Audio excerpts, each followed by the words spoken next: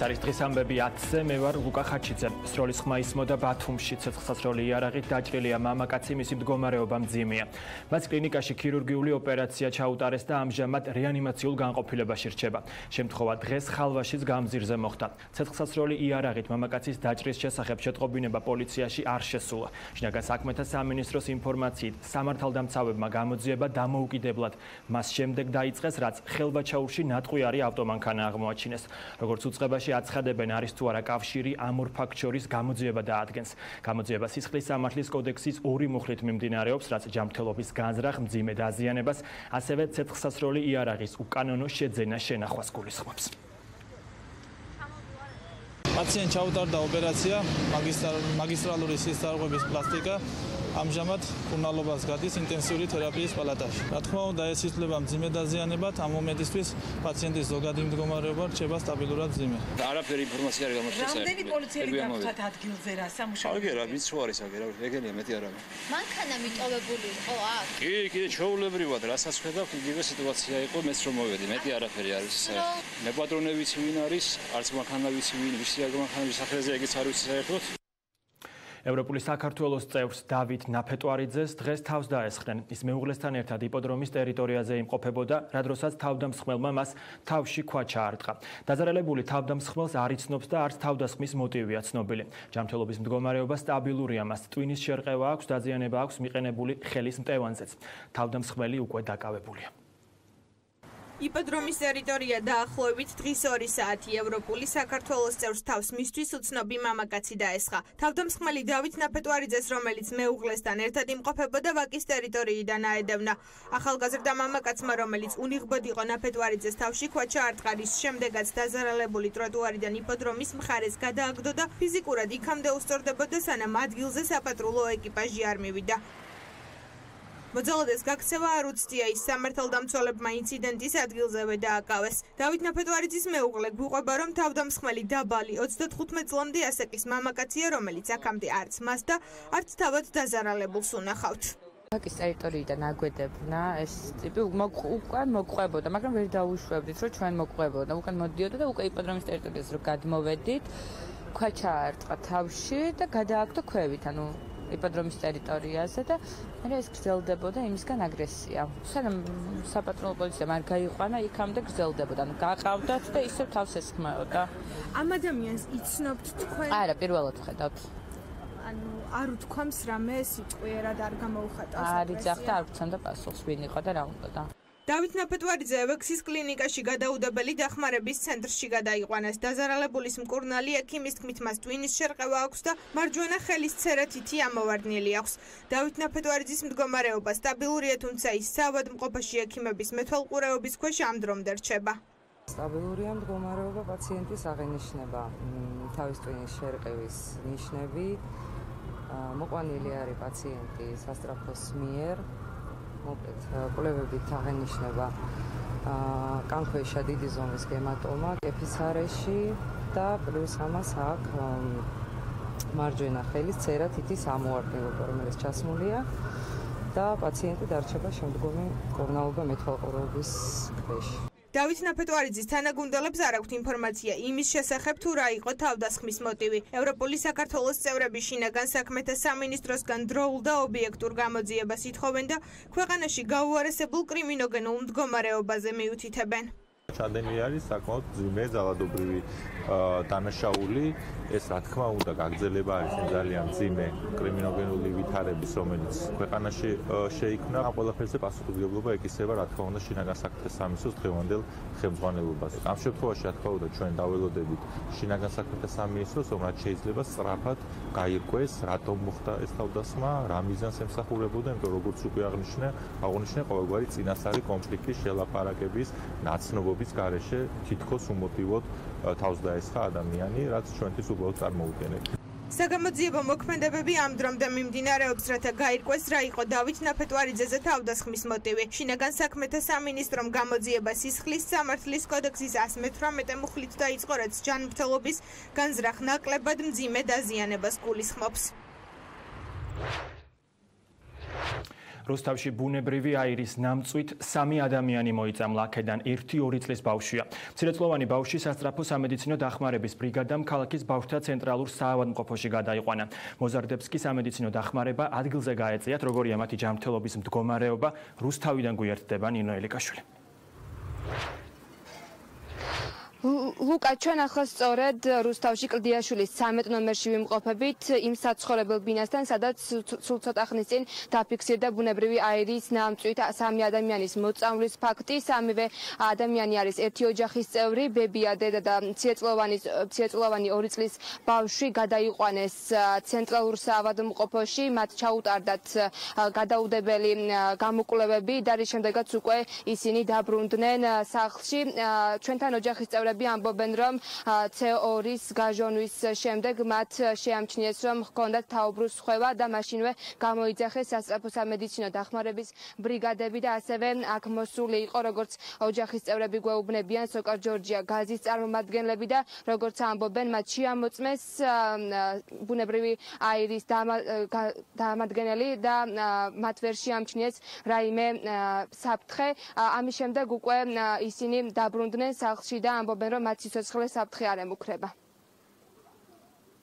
მუხლებში ძალა გქონდა დაკარგული და თვალთ გვიბნელდებოდა. აი ეს იყო სიმპტომი. სასწრაფოდ მოვიდა, მაგრამ სასწრაფო მოვიდა დროულად. და რომ შემოწმდით ყველანი, ბავშვი რა ხამი იყო ამით მოწამლული, იმიტომ გადაგუყვანეს, თორე არ საჭიროებდა ჩვენ გადაყვანას. კომპანიიდან თუ იყვნენ მოსული? კი, კომპანიიდან ყველა იყო მოსული. ხა კონკრეტულად რომელი კომპანია, მასე არ ვიცით, ჩვენ უცებ გადაგუყვანეს.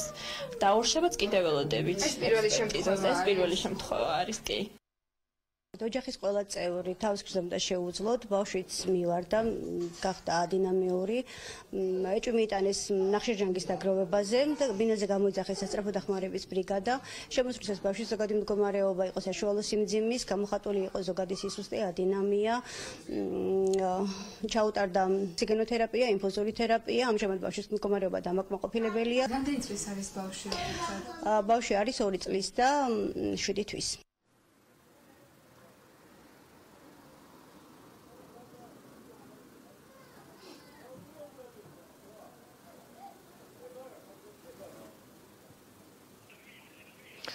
CO2-ით მოწამლული ადამიანების სიცოცხლე საფრთხე არ ემუქრება, როგორც აღნიშნა, გამოძიება კი 240 პრიმა მუხლით დაიწყო. ნინო ელიკაშვილი საუბრობდა რუსთავიდან. და ცოტა ხნის წინ ხანძარი იყო ყაზბეგის 42 ნომერში, სადაც მდებარეობს პრობაციის ეროვნული ცენტრი. ლიკა ჯანყარაშვილი გვიერთდება ადგილიდან. ლიკა, რა ხდება ამ წუთებში ადგილზე? პრობაციის ეროვნულ სააგენტოში შენობის მეხუთე სართულზე ცოტა ხნის წინ გაჩნდა ხანძარი. ამ დროისთვის ადგილზე მობილიზებული არიან როგორც სახანძრო სამაშველო ბრიგადები, ამასთანავე საპატრულო ეკიპაჟები და სამედიცინო დახმარების ბრიგადა. ჩვენი ინფორმაციით შენობის მეხუთე სართულზე ხანძარი გაუჩნდა კონდიციონერს. ამ დროისთვის ხანძარი არის ლოკალიზებული და საბოლოო ინფორმაციით დაშავებული ტერიტორიაზე არ არის. ამ დროისთვის ადგილზე კვლავ რჩებიან სამაშველო ჯგუფები, რათა მოხდეს ხანძრის საბოლოო ლიკვიდაცია. ლიკა ჯანყარაშვილი საუბრობდა პირდაპირ ეთერში ყაზბეგის ქუჩიდან, სადაც ცოტა ხნის წინ იყო ხანძარი. დავაგრძელებთ გამოშვებას. გაზრდილ კრიმინალზე საუბრობს ოპოზიცია. ამბობენ, რომ ხელისუფლების მხრიდან საარჩევნოდ კრიმინალური ჯგუფების გამოყენებამ ქვეყანაში ორგანიზებული დანაშაული წაახალისა. საბოლოოდ ოცნებამ ამ ჯგუფების გამოყენებით გამარჯვება მოიპარა. მოქალაქეები კი მწვავე კრიმინოგენული ვითარების წინაშე მარტოები აღმოჩნდნენ. ოპოზიციაში ამბობენ, რომ მიუხედავად შექმნილი სიტუაციისა, მოქალაქეების უსაფრთხოების დაცვისაკენ ხელისუფლება ნაბიჯებს არ დგამს. ჩამსხვრეული მანქანის მინები და წაღებული პირადი ნივთები ძარცვა ვარკეთილში. დღეს დილით მესამე მასივის მაცხოვრებლებს ავტომობილები გაძარცვული დახვდათ. ჩამდირდათ ეუღე ესე გაკეთებული. რა წაიღეს? ფერისე პატარა ასე. რამდენი მანქანა გაქურდეს თქვენი მანქანის გარდა?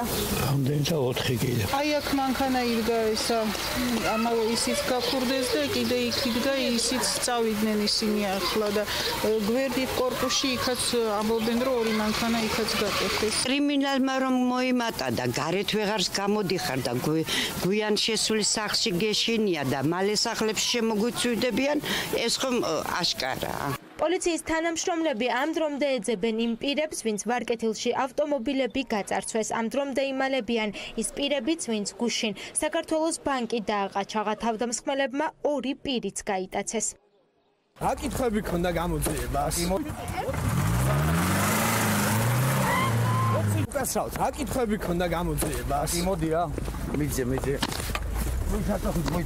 შეგიძლიათ გითხრათ რა კითხვები ქონდა?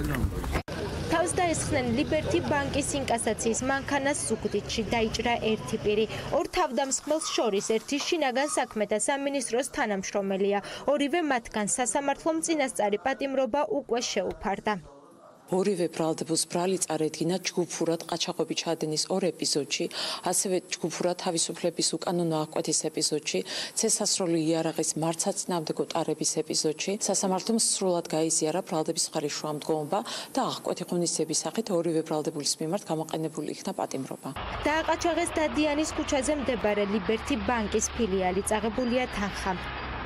1 იანვრიდან დღემდე კრიმინალურმა მაჩვენებელმა იმატა 2019 წლის ოფიციალური მონაცემებით მარტო იანვარში 5774 კრიმინალური შემთხვევა ფიქსირდება, რაც გასული წლის იანვრის თვესთან შედარებით დაახლოებით 2000-ით მეტია. კრიმინალურ შემთხვევებს შორის მოხვდა ნარკოტიკული სატრანსპორტო და სამოხელეო დანაშაულებიც, ასევე ტერორიზმი. თუმცა განსაკუთრებით გაზრდილია დანაშაული სიცოცხლის მოსპობისა და ჯანმრთელობის განზრახ მძიმე დაზიანების მიმართულებით.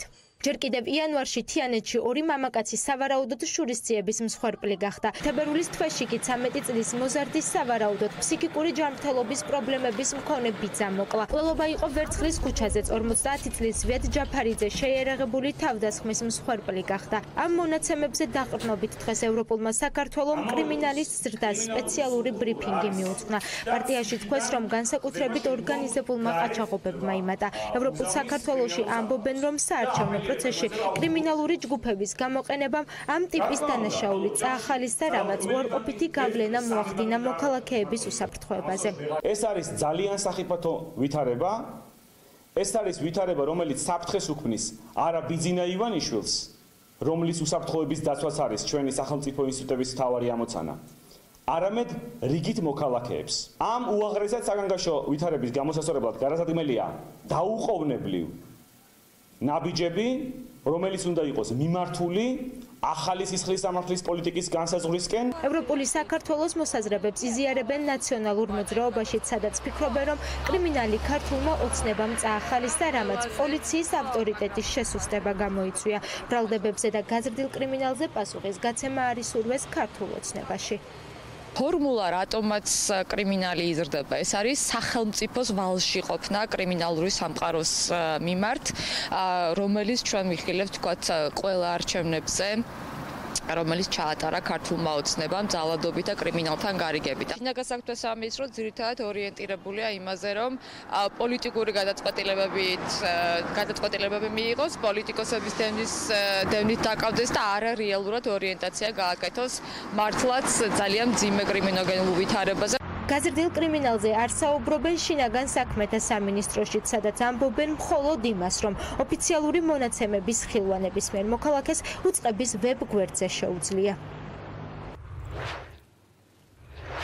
ცხოველების მიმართ სასტიკი მოპყრობის მორიგი ფაქტი. მოქალაქეებმა 2 ლეკვი ტომრებში გახვეული ნაგვის ურნებში აღმოაჩინეს.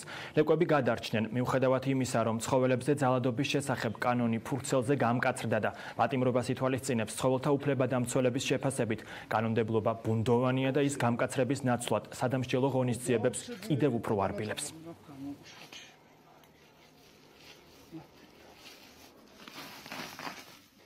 სამწუხაროდ კანონმდებლობა არ არსებობს.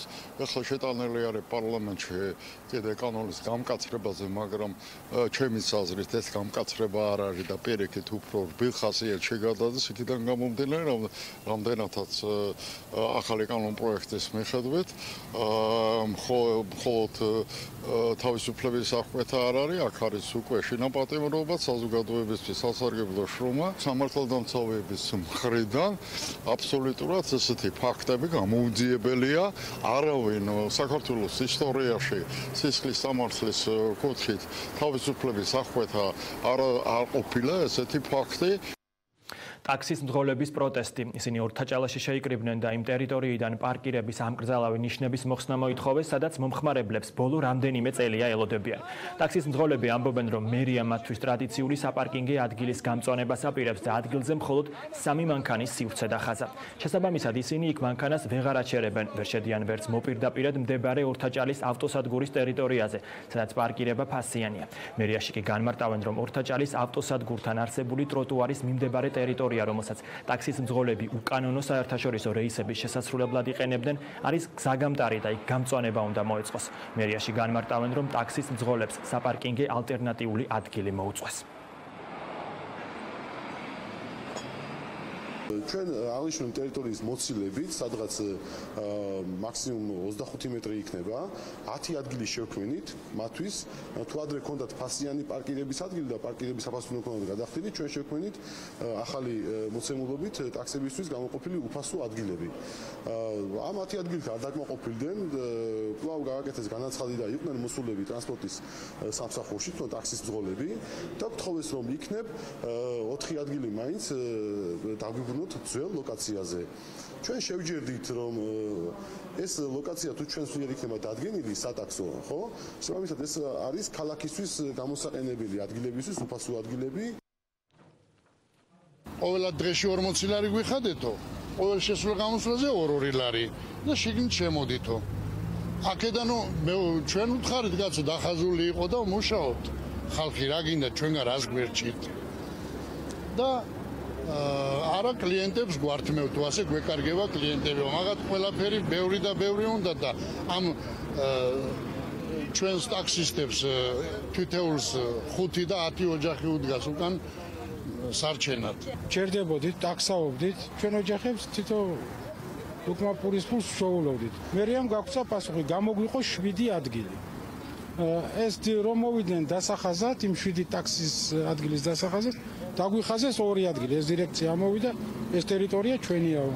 ხელს მიშლიანო გამწვანებაში, რა გამწვანება აქ სად არის გამწვანება? კატეგორიულად მოვითხოვდა ერთკვირა ვადასვადებთ კახი კალაძეს, რომ ამ ადამიანებს ტაქსისტებს მისცეს საშუალება კვლავ იმუშაონ და საკუთარი ოჯახები არჩინონ. იმიტომ რომ ეს ახსნა, ეს სამარცხნო წერილი, რომელიც მან გამოუგზავნა, მათ არის აბსურდი. აქ წერია, რომ თითქოს და მერია აპირებს ტროტუარის გამწვანებას და ამის გამო აუგზავნეს დგომა ავტოსადგურთან. რაც არის აბსურდი. ბუნებრივია გამწვანების ზოლი, სხვაგან არის და გამწვანება თუ მოხდა, ძალიან კარგია, მაგრამ ტროტუარს ბუნებრივია არავინ გაამწვანებს და ეს ახსნა არავის არ არის დამაჯერებელი და არის სამარცხინო და სასაცილო.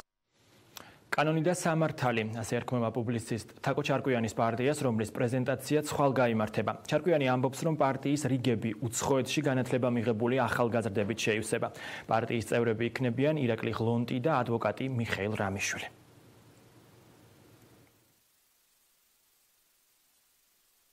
გამლოს რომ კითხოთ, რა აკლია ამ ქვეყანას? ყველა გეტყვით თითოეული მოქალაქე, რომ კანონი და სამართალი. მარსადამე კანონი და სამართლით მოვდივართ. ჩვენს პარტიაში აი მე გეტყვით, არის ირაკლი ღლონტი. გახსოვთ თქვენ ეს ადამიანი ძალიან საინტერესო პიროვნება ჩვენი პარტიის წევრი გახდა. ჩვენი პარტიის წევრი გახავთ ადვოკატი მიშკო რამიშვილი. ვიბრძვით იმისთვის, რომ პროკურორის არჩევის უფლება ოპოზიციის ხელში აღმოჩნდეს და მე ვფიქრობ დავალაგებთ ქვეყანას და რა გახდა ეხლა. ხო არ შეიძლება რომ 30 წელიწადია ჩვენ ვუყუროთ კორუფციული გზით, როგორ ატყუებენ ადამიანებს. ლევან გოგიჩაიშვილსა და მის თანამოაზრეებს ნაციონალური მოძრაობის ნარატივის გამეორებაში ახლა უკვე ბიზნესმენიც ადანაშაულებს. ლევან გოგიჩაიშვილმა თქვა, რომ ჩინჩალაძის ტიპის პერსონა არსებობს ბიზნესშიც და რომ ყველა წესის დარღვევით მაქსიმალური სარგებლის მიღება ბიზნეს სექტორში ჩხარტიშვილის სინდრომია. თავად ჩხარტიშვილი შეფასებას უსაფუძვლო ბრალდებას უწოდებს და ამბობს, რომ ლევან გოგიჩაიშვილის სინდრომი სხვა სინდრომებზე არანაკლებ ნეგატიურია. ბიზნესმენის პრესსამსახურის განცხადებაში ვკითხულობთ, სამწუხაროა, როცა ახალგაზრდა პოლიტიკოსი სიმართლეში გარკვევის ნაცვლად ტირაჟირებას უკეთებს ნაციონალი პიარშიკების მიერ ვანო ჩხარტიშვილის დისკრედიტაციისთვის წლების წინათ შემოგდებულ ისეთ უსაფუძვლო ბრალდებებს, როგორიცაა ეგრეთ წოდებული საბჭოთა ანაბრებისა თუ ბადრი პატარკაციშვილის ოჯახის ქონების მითვისების თემა. ლევან გოგიჩაიშვილის სინდრომი, რომელიც არაობიექტურად და უსაფუძვლოდ სხვისი ღირსების შელახვას და ნაციონალების ყავგასული სიცრუის ტირაჟირებას ნიშნავს, არანაკლებ ნეგატიურია ვიდრე ყველა სხვა სინდრომი, ნათქვამია განცხადებაში. დღეს ერთი ენით საუბრობს ჩხარტიშვილიც, ჩინჩალაძეც და ირაკლი კობახიძეც. ანუ რაღაცნაირად ერთ ვერსიას ავითარებენ. ეს უკვე მართლა რაღაცა ორკესტრირებულს ემსგავსება და ძალიან ცუდია, რომ უკვე დავინახეთ, ვინ დგას ამის უკან, როგორც ჩანს ეს არის გზავნილი. გამოდის, რომ ძალიან ახლოს აქვთ ერთმანეთთან ურთიერთობა. ან ერთი კონსულტანტი ყავთ და ერთი და იგივე ერთი ადამიანი უწევს. ეს უკვე საშიშია. ლევან გოგიჩაიშვილი ოცნების პოლიტიკურ მდივანს დებატებში იწვევს. ოცნების ყოფილი წევრი ამბობს, რომ ღარიბაშვილმა ბრალდებებთან დაკავშირებით მეტი განმარტება უნდა გააკეთოს. მათ შორის უნდა თქვას, რატომ დაუკავშირა გუნდიდან წასულების პროტესტი ნაციონალურ მოძრაობას. ამ ტიპის დებატებში მონაწილეობის მისაღებად გოგიჩაიშვილმა ღარიბაშვილი გადაცემა პირველებიდან დაპატიჟა. ამ პოზიციაზე სახელს და გვარს უკვე არსებითი თუ მათ სურვილი ექნებათ, ჩვენ შეგვიძლია ისეთ ფორმატში, თუ გინდა საჯარო, თუ გინდა არასაჯარო ფორმატში ამ საკითხზე ვისაუბროთ, ოღონდ ამ შემთხვევაში მეტი კონკრეტიკა მისგან უნდა წამოვიდეს. ესე დეკლარირებული და რაღაცა ერთიანით საუბარი, რომელიც ძალიან ემთხვევა უკვე ვანო ჩხარტიშვილის ენას, თქვათ მოსამართლეების ენას, ხო? ეს რაღაცა უკვე ორკესტრირებულ ამბავს გავს. ძალიან ბევრი ადამიანი გაწითლდება, როდესაც იქნება პირადი საუბრები. მე ვფიქრობ, რომ გაწითლდება, იმიტომ რომ არა გულსფელი არის მისი საუბარი და მეტი კონკრეტიკა მოუწევს ამ საკითხებთან დაკავშირებით.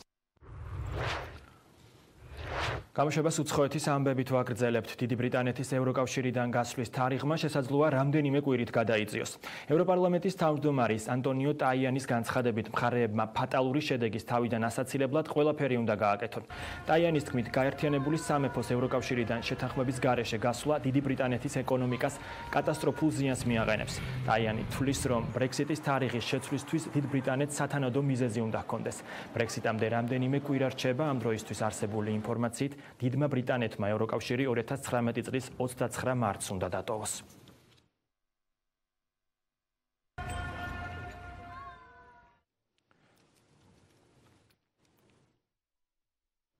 ჩრდილოეთ კორეა რაკეტის შესაძლო გაშვებისთვის ემზადება. სატელიტურ ფოტოებში ჩანს, რომ ფხენიანთან ახლოს არსებულ ობიექტზე რაკეტის ან სატელიტის გაშვებისთვის საჭირო სამუშაოები მიმდინარეობს. ფოტოებზე ობიექტი სანუმდონგი არის აღბეჭდილი, აღსანიშნავია, რომ ბალისტიკური იარაღის ცდების დიდი ნაწილი სწორედ ამ ობიექტზე ტარდებოდა.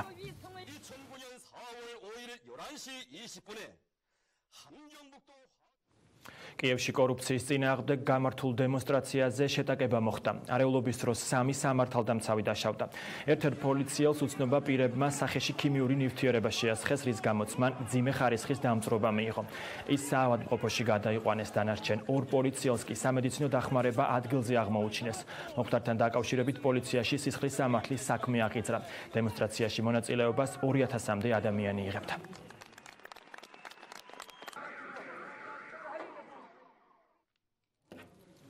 ბარბი 60 წლის არის. ბარბის იუბილეს აღსანიშნავად ნიუ-იორკში Empire State Building-ი ვარდისფრად გაანათეს. ხილაკზე ხელის დაჭერის პატივი ამერიკელ მსახიობს იარა შაჰიდის ერგო. როგორც ირკვევა, ახალი თოჯინის ვიზუალი სწორედ მისი გარეგნობის მიხედვით შექმნეს. პირველი ბარბი ნიუ-იორკის სათამაშოების ბაზრობაზე 1959 წლის 9 მარტს გამოჩნდა და შავ-თეთრი საცურაო კოსტიუმი ეცვა. რედ ჰანდლერმა, რომელმაც პირველი ბარბის თოჯინა შექმნა, მოდელ თოჯინას საკუთარი ქალიშვილის ბარბარას სახელი დაარქვა. Gadgets, gals adore. Barbie dressed for swim and fun is only $3. Her lovely fashions range from $1 to $5. Look for Barbie wherever dolls are sold. საინფორმაციო გამოშვება ამით დასრულებულია. მე ხვალამდე გემშვიდობებით. ნახვამდის.